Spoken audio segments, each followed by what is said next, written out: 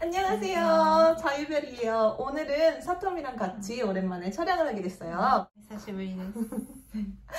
일본어로 진행을 하게 될 텐데 자막은 여기에 달아드릴 테니까 꼭 자막 켜주시고요. ということで今日は日本から来た悪女たちについて語ってみようと思います。メインにさとみが話すことになるから、私は初めて聞いてないけど初めて聞いたかのようなツッコミを入れながらお願いします。私からしたらなんかそんな特別な話するっていう感覚じゃないんですけど、なんかそういう人結構いるし聞くから、なんかさ、例えば道歩いててさ、鳩見かけるような感覚。そんな今日見た鳩の話とかいちいち YouTube で話さないじゃん。韓国のね、サランガ전쟁とかね、エロブブとかには出るけどね、こんなに普段いないから。そう、まあでも一応見てる人に言いたいのは、私がなんかちょっとそういう引き運が強くて、そういう人を見る確率がたまたま頻度が多かったのか、その人口の比率が多いのかはちょっと私がね、統計で出せるものじゃないんで。でも行く先々にいるっていうのはちょっと問題はあると思いますよ。ちょっと私にいやでもさとみと出会う前までの私もそうだったから、そんなもんだったよ。じゃあその島に問題があると。東京わかんない。結構関西の方も出てくるし、あと地方のちょっと寒いところから来てる人も。とりあえず判断は読者の方々に任せといて始めますか。じゃあまずは弱いものからね。弱いものから。そう、弱いものから強いものへとね。クレッシェントみたいな感じで。音楽記号の。そうでいきますか。별별トーク。アデレードで日本人のレストランで働いてた時に、なんだろう、一人私より先輩、10個ぐらい年下だったけど、先輩の子で同じくレズですっていう人がいて、それは良かったんだけど、その人その当時彼女いて、で私も普通に彼女と一緒に来ましたって感じでこう、挨拶する。そこまでは普通だね。だけど、なんか結構知り合ってすぐの会話が、なんかさとみさんってどんな人がタイプなんですかみたいなところから入って、で本人は年上でちょっと外見がイケメンな感じの人が好きで、でもうそういう人のなんかタバコ吸ってる姿とかすごい好きみたいな感じで言ってて、で最初私はタバコ吸ってる人が好きって言われて、なんかその恋愛対象だと思わなくて、なんか喫煙者の友達が多いのかなぐらいしか思ってなくて私その時もうタバコまだ吸ってたから、結構この人の前で普通にタバコ吸っても大丈夫かなとか思ってたぐらいだったんだけど、でも本人曰くもう完全に、さっき言ったタイプ、年上だとかそのボーイッシュだっていうのが恋愛対象のタイプだった感じ、でいざ吸い出したらもうなんかすっごいじーっと見ててもうニヤニヤしてて、でその時に、タバコ吸ってる時になんかその子に他の人から電話かかってきてて、でも私のこと見ながらこうやって話してても、今ちょっと邪魔しないでよみたいな、もうすごい今楽しいとこなんだからみたいな感じで、私を見ながら、でさとみさんはどんなタイプですかって聞いてきて、で私はこういう人が好きかなって話、でちなみに私は年上が好きってはっきり言って、年上でちょっと女性的な人が好きですって言ったら、相手が年下はどうですかってこうスッて突っ込んできて、でも私が10個ぐらい上だったから、なんか状況があんまり把握できなくて、なんか私はその人のタイプに入ってるとも思わなかったし、まず私も彼女いるし、相手も彼女いるしって感じだったから、ちょっとオーストラリア一応3年目だったからね、その時。そうね、やっぱちょっとそういう概念薄れてたよね。そうだね。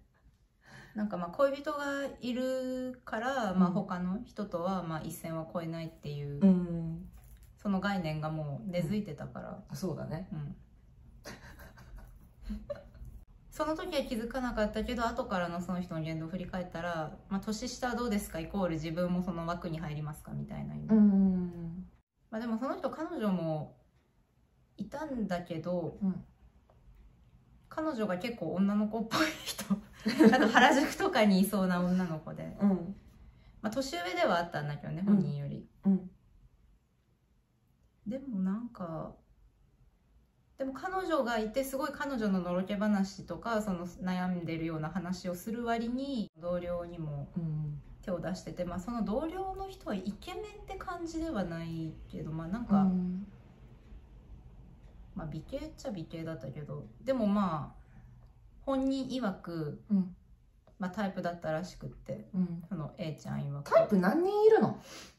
でもその同僚の子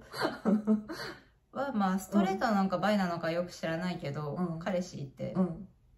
だからまあ相手に彼氏いて自分にも彼女いて、でもまあすっごいアプローチして、でもそのアプローチがもう日に日にエスカレートしていって、もうその子がシフト入ってると、本人が休みでも来たりとか、逆に相手が休みでもちょっとお店寄って寄って来させたりとかで、しかもそのアプローチされてた同僚の子は、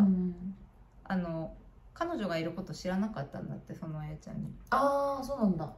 はいはい。だからなんか後から知って、だからわざともアプローチ、そういう下心があってアプローチしてるから、もう自分に彼女いるっていうのを、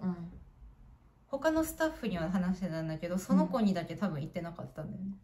わざとね。わざと。その後のことをこう直接自分の目では見てないんだけど、なんかまた別の新人の子とちょっとなんか仕事中にイチャイチャしたりとかしてたみたいで、でその新人の子でも私会ったっちゃあったんだよね。多分レズじゃなくて、その子はどういう人だったかっていうと、まあオーストラリアに来てどれぐらい経ったかわかんないけど、なんかそんなに英語ができなくて、まあちょっと不便なことが多くて、でちょっと日本語が喋れる、ローカルの男の人と仲良くしてるのは、まあ私見たんだけど、でもその男の人とどういう関係だったかわかんないけど、その男の人が、その女の子に片思いしてて、まあずっとキープしてるみたいな、なんかそんな状況。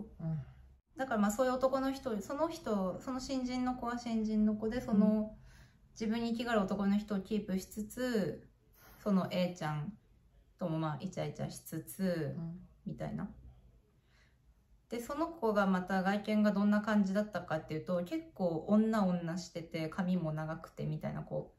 典型的になんだろう、こう男の人が好きそうな感じ。でもそれをした時私は思ったんだよね。あれ、なんか年上でイケメンが好きって言って雑食女なら OK みたいな、いやここまで広くって感じだったで実際その A ちゃんがタイプっていう子とかも私、他のお店で働いてるスタッフであの人かっこいいとかって言ってたから一緒に見に行ったこととかあったんだけど、普通にちょっとボーイッシュな感じだったの。実際さとみさんはどうですか？どういうこと？女だったら誰でも OK ですか？いやそこまでは広くないかなちょっと。まあ A ちゃんはまあどっちかって言ったら私が直接っていうか、まあ強いて被害があったって言ったら、まあちょっとどさくさに紛れて手握られたぐらい。は？あれ言ったよね。なんだっけ、なんか手冷たいみたいな感じでこすって私の手に聞きましたその時は何とも思ってなかったんだけど、なんかやっぱ違和感、こう、なんかそういう下心とかなんかそういうつもりでさ、ボディタッチされるとなんか感じるものあるじゃん、女って特にあるね、危機感みたいなあれほどね、相手のことタイプじゃないオーラ出してもね、なんかこう引き下がらないところがねすごい、で次の人はまあK さんまずまあ、彼氏がいる人、まあ婚約者だったでしょ、まあそうね、すぐ結婚する、婚約者がいる人、でまあお互い多分将来的にそれぞれの理由で、私も K さんもオーストラリアに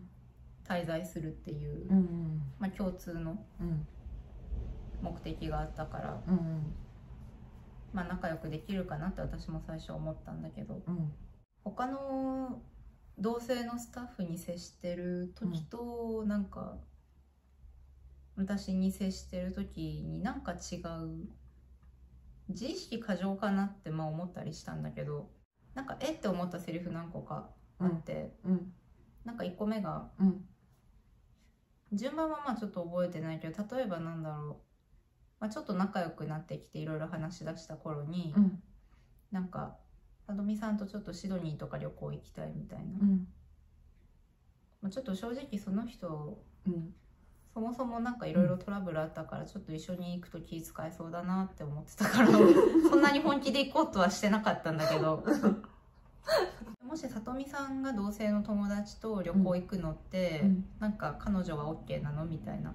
なんかレズだけど、同じ女の子と旅行行って、その彼女はまあ嫉妬しないかっていうか、なんか私たちの間でそういうルールがあるのみたいなことを聞かれて、なんかって本当に分かんなくて考えたことがなかったから、なんか相手のことそういう風にも思ってなかったし、まあ本当にだって純粋に仲がいい人とだったら行きたいってなってたとこだったわけじゃん。ちなみにそういう女じゃなければ OK よ私は。だからどうなんですかねってなんか逆に聞いちゃった特になんかそういうルールはないと思うけどみたいな。まあ確かにその境界線ってちょっと難しいから、なんかその時はまあ気使ってくれてんのかなみたいな感じに思ってて、でもその前かは覚えてないんだけど、なんか結構自分の胸何カップみたいな強調をしてきて、別に知りたくないよね。でもなんか別に他の人ともそんな感じでずっと話してるかなって感じだったし、あとなんかなんだっけ、一回すっごい困ったのが、もうオーストラリア困ったランキング1位だったのが、なんかインナー、多分いい感じのインナーを多分買ったのかちょっと覚えてないけど、なんかこれすごいいいんだよっつって、なんかこうやってめくってこう見してきたことがあって、でも、まあレストランなんだけどウェイトレスたちがいるのって狭いカウンターで逃げ場がないっていうか、いや見せなくていいよいいよって言ってんのに、でも見てっつってこうやってこうやられたことがあって、なんかもう次そういう女いたらもう抜かしちゃいなよ、こうやってそんな望むならっつって。いややだやだ、できないできない、恥ずかしくて。なんで恥ずかしいの、ムカつくじゃん。いやそれができる人にはやらないでしょ、そもそもそういう人たちって。まあそういうタイプってね、そうだね。絶対限られる。ゴリラのように暴れる。いやまだこれは弱いレベルだからね、まだまだ我慢できるよ。でもこれどうなん、韓国だとセクハラなのかな。セクハラ、おかしいでしょだって。いやでもね、何回かね結構ね、いやそういういたずらじゃないけどからかうじゃないけどされてるんでね、なんか、割と一緒に働き出して初期の時はなんかカウンター今狭いって言ったじゃん、なんかその人の後ろスッて通る時になんか手がたまたまその人のなんかお尻かその近くに当たっちゃって、であすいませんって感じで普通に何もどこに当たったとか何も気にしなくて私、あすいませんって感じで普通に流してたら、その人がなんか真顔でなんかさとみさん今のさとみさんが男だったら今のセクハラ案件ですよみたいに言われて、これはどうよこれは多分今話したのこれの前あとね、なんか本人曰く、なんか自分ってボディタッチが多いみたいなことを言ってて、本当にそういうの気にしないんだけど、その時までむしろ気にしてなかったけど、後からやっぱその人のことを思い出した時にあれ意図的だったのかなってやっぱ思っちゃうのが、こう、上がった後とかになんか「さとみさんお疲れ様」っつってこうその人が先に帰る時私の肩にこうやってポンって手を置いてちょっとこうくっつけるみたいな。どこをくっつけるの？どこかわかんない。私だって後ろ向いてたからこの状態でなんか振り向いたらもうその人の顔がこの辺にあるみたいな感じ。なんだっけ、インスタのストーリーかなんかになんか他の人と飲みに行ってる写真とか載せたらなんか私に嫉妬させようとしてこういうの載せてるのみたいな。でもその時私が思ったのはなんか本人は、この K さん本人はちょっと他の人よりも住んでるとこが遠いからあまり遅い時間にこうすごい遅い時間まで働いたりとかみんなと飲み会にそんなに自由に行けないから、ちょっとそのことが不便って本人が思ってるから嫉妬させようと思ってんのみたいな感じで言ってきたのかなって。私は今でもそう思ってるけど、で頭がプププな人は言うとでも聞いててそう思わなかったわけでしょ。だってこれだよ、これだよ。誰もがそう思わないと思うよ。かな。読者さんたちも誰もがそう思わないと思うよまあみんなでも見てないから分かんないんじゃない。今もう見るからもう。いやその人を。いやもう話聞くだけでも分かるよ。でもキツネどころか F ワードめっちゃ出てるよ韓国語だと S でしょ。そうだねそうだね。いやなんかさ、私あれじゃん、さとみの前の元カノがさもう浮気でこう別れたじゃん。でだからさとみと最初にこう付き合うことになった時に、さとみってなんか甘美って言うから、なんか甘美だともう男の心配はしなくてよくて、とりあえずもうビアンのなんかもう女だけも心配すればいいから、なんかまだ楽だろうなって思いきやさこうストレートのなんかもうのんけのね女までもこう相手しなきゃいけないんだなって思って、なんかすごいもう絶望感を味わったっていうか。まあ雑食なわけじゃないね。でもその人たち多分性別以上にいかに多くの人数にやっぱ自分がその性的に見られるかっていうのがまあ大事だから、次の段階はまあでもまあ私には別にね直接関わってない、まあ私にも直接まあ会ったことはあるけど、でもまあ一応まあ悪女シリーズ、悪女スペシャルなんでちょっと入れてみましたみたいな。ちょっと番外編、番外編ですね。食事中の人はちょっとなんだっけ、婚約してるんだけどでも元彼と会ったりとかしてた人、で、その時 LINE とかで普通に、まだ私が日本にいた時にその子から LINE でまあ受け取ってたメッセージがなんか、久々に元彼と会ったんだけど、全然良くなかったんです。びっくりマークみたいな。何がですかなんか久々に元彼と会ったらまあ相性が良くなかったみたいな。なんかナチュラルに相性あんまり満足できなかった。この相性、この相性、どの相性まあ夜の相性で、まあそんな元彼でしょ。元彼。婚約者は違う人。元彼。元彼。婚約者、結婚寸前、ナチュラルに元彼。どういう状況ですか？わかんない私の中ではまあなんかちょっと割と今は全然だけど、当時はなんか、私は海外行くことは決まってたけど、まあ、海外行っても大切にしたい縁だなって思ってた子、仕事中結構助けられたり笑わせてもらったりしてたから、だからまあちょっとそういう LINE とか来た時もなんかちょっと流しちゃってた、なんか見なかったことにじゃないけど、なんかあるじゃん人間そういうの、なんかこの人にはこうあってほしくないっていうことがそのまんま起きちゃったり、で日本から出て久々に連絡取った時にその子が話してきたのは、まだ結婚してなくてまだ婚約中だったんだと思うんだけど、なんかちょっと帰り、症状、まあ患っててで私その時何も知らなかったから、帰りってどういうものか。でまあ要はちょっと二重人格みたいになっちゃうって言ってて、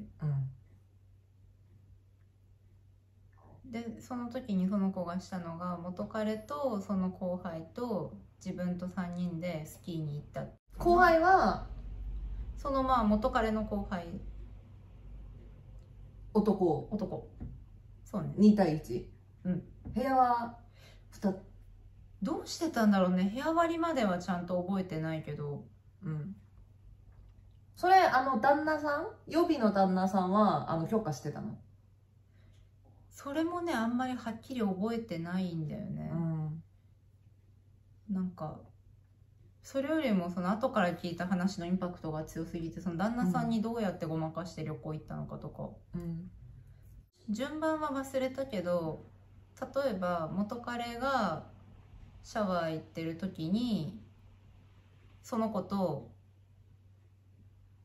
彼の後輩の別の男の人が部屋に残るから、じゃあ A 君と B 君にしよう。だから A 君がシャワー浴びてる時は B 君とそういう、体の関係を持って、で B 君がシャワー行ってる時は A 君とそういう体の関係を持つっていうのを一晩で成し遂げたっていう。バレるでしょ。絶対分かってると思うよ。でも男でシャワー5分で終わるじゃん。5分で終わったらもう問題あるでしょ。5分で、でも何分でとかは聞いてんだってさ、そんなのさ突っ込めなくない？1人何分ずつかかったのって電話で聞いてる？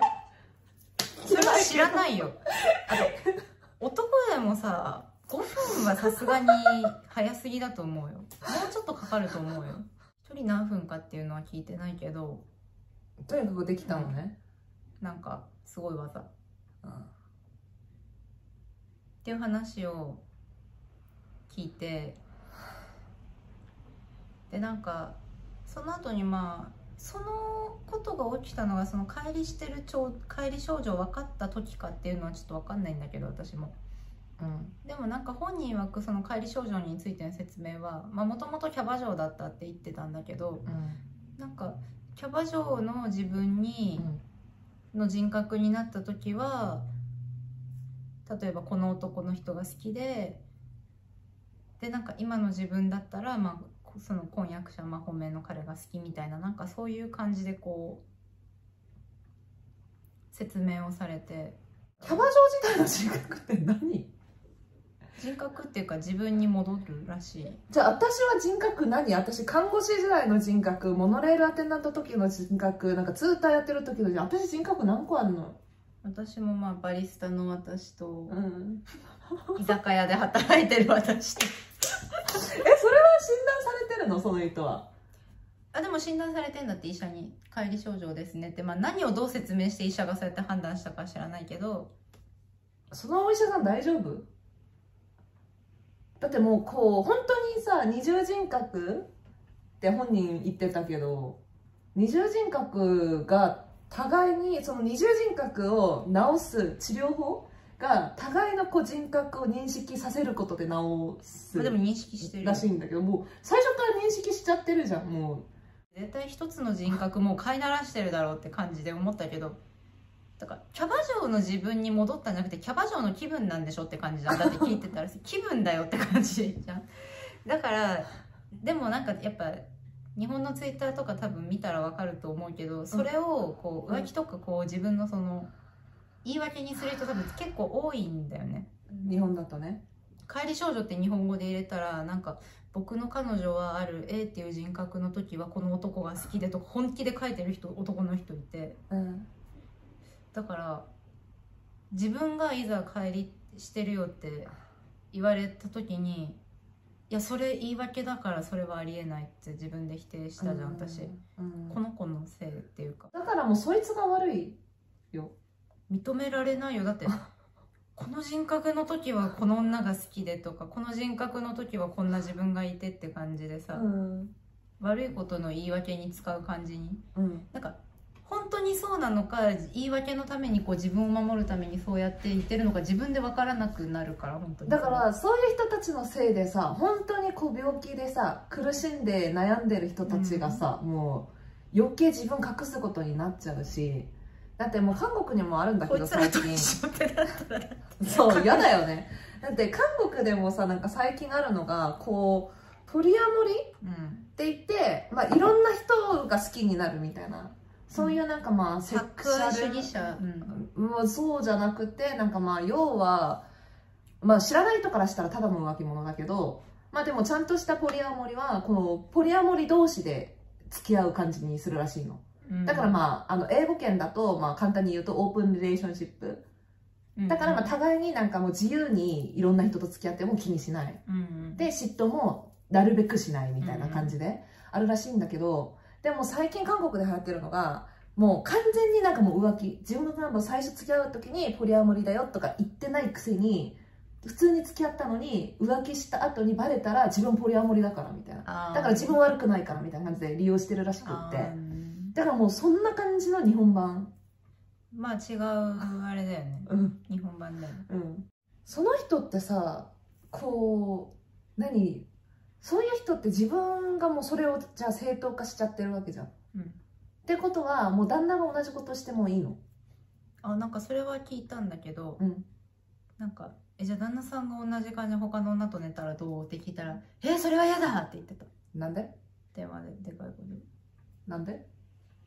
旦那さんは帰りしてらっしゃらないからかな、わかんない。もし旦那さんが帰りしてらっしゃったら大丈夫なのかな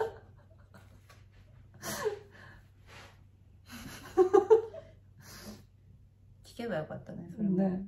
よく日本のビデオ業界でこうジャンルとしてされるような話、なんか本当に現実にあるんだって感じだね。まだ半分しか来てないのになんかもうすでに難易度高いです難易度って何？別に攻略できない。弱い人からこう強いものへと。でもちょっとこれ番外編、これは別に私たちにそんなに影響があったわけじゃないから、で次があれだね、もう直接結構こうね影響が来る感じですね。